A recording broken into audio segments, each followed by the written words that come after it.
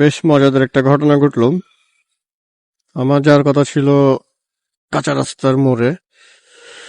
তো আবার বললাম যে না, গাড়িটা এত বড় রান করছে, 5টা মিনিট দাঁড়াই।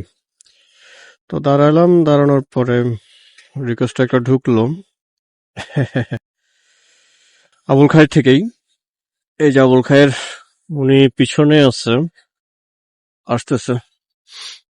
যাক, ওয়েট করা তো সার্থক হলো। আর আমি এইদিকে আসার নিয়ে একটু সন্দিহানে ছিলাম যে আসাটা ঠিক হবে কি হবে না। সন্দিহানটা কেটে গেল। যাক, উনি যাবে হচ্ছে ইউএসটিসি।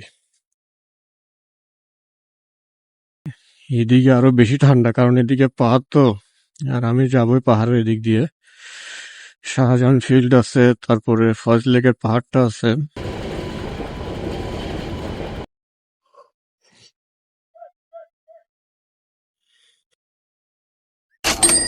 ছোট